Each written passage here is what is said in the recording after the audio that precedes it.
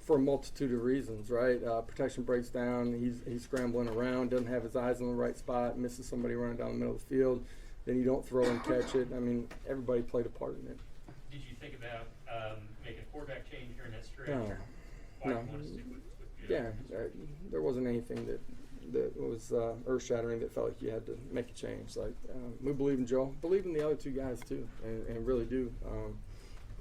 Strength of the position can never be one guy. They're all going to have to continue to compete and get better, but Joe's going to need to continue to get better too.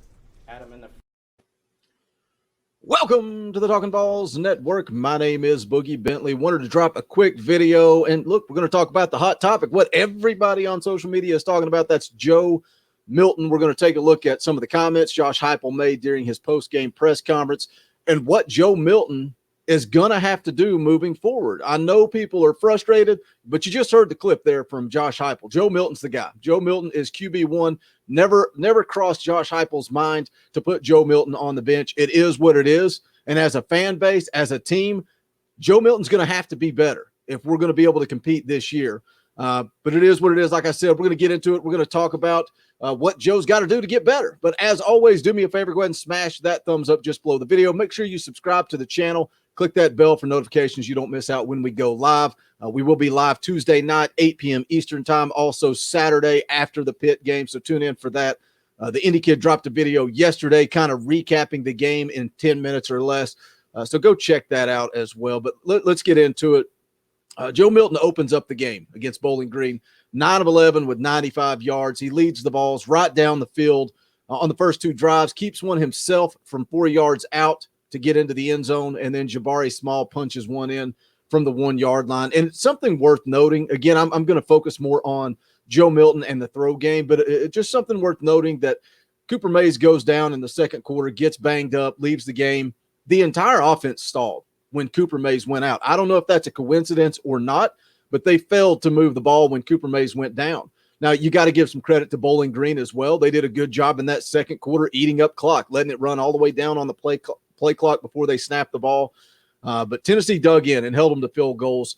You got to be proud of that Tennessee defense, not giving up a touchdown. But again, I want to keep the focus on Joe Milton, the passing game, what we got to do.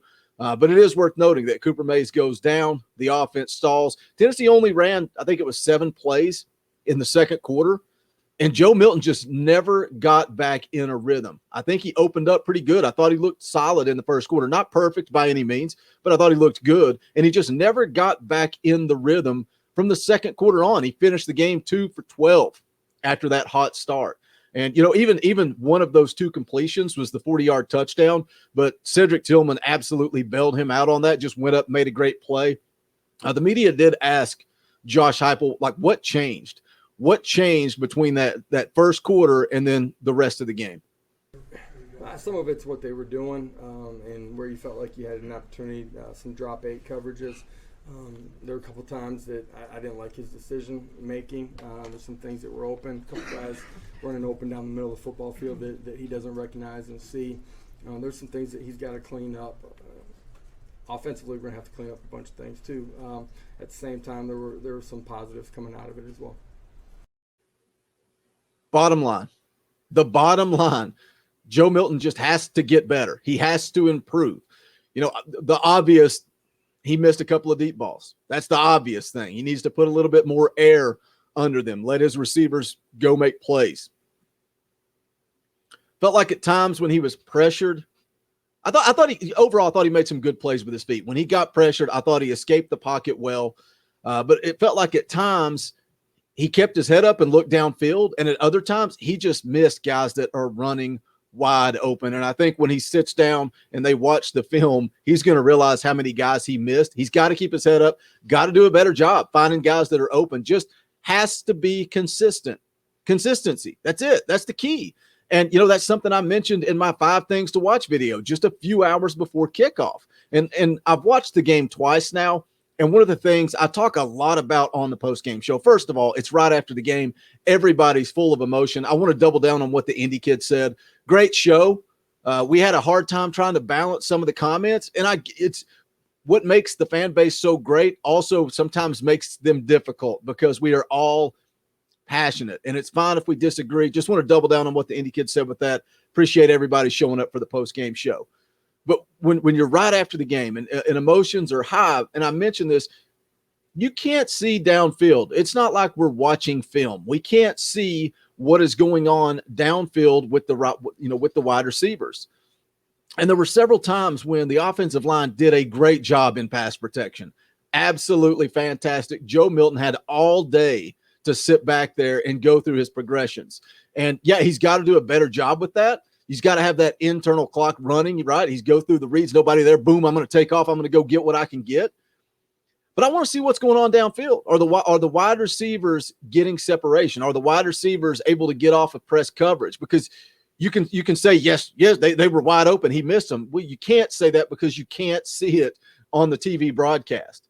And the pass game is more than Joe Milton. Jalen Hyatt had a couple of drops. You got to clean that up. You have to clean that up. And this is not making excuses for Joe Milton. The passing game starts with Joe Milton. He has to be better, period. But they have to be better across the board. The wide receivers did not help him out.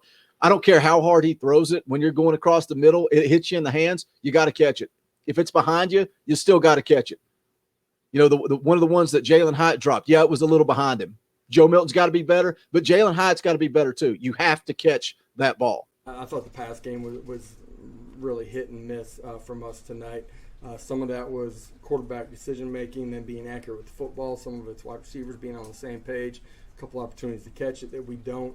We're going to have to be a whole lot more efficient in the pass game than we were tonight. I said going into the Bowling Green game, if they didn't come out and just dominate, if there were things that were making me raise an eyebrow after the game, it would be cause for concern.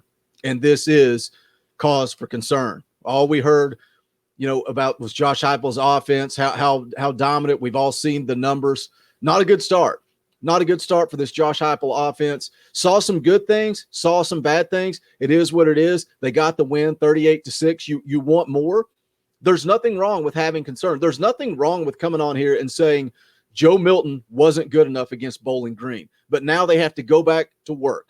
And Josh Heupel talked a little bit about that, getting ready for this Pitt game coming up. A lot of coaches will say week 1 to week 2 is an opportunity for your biggest improvement.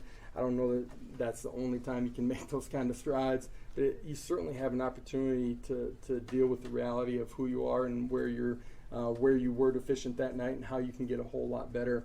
I believe that our kids are going to come back in the building on Saturday and be excited about getting back to work and getting a whole lot better. Got to go back to work. We're gonna find out just how good Josh Heupel is. He's proven, his track record's proven, his ability to develop quarterbacks is proven. So when he sits down and he watches film with Joe Milton, how much improvement are we going to see? Because if I sit down and I ask you guys, drop into the comment section and grade Joe Milton's performance. You give him a C, you give him a D, an F. I think it's difficult to grade. It's almost like a tale of two Joes. You look at what he did in that first quarter, I'd give him maybe a B. I'm not going to give him an A. I'd give him maybe a B.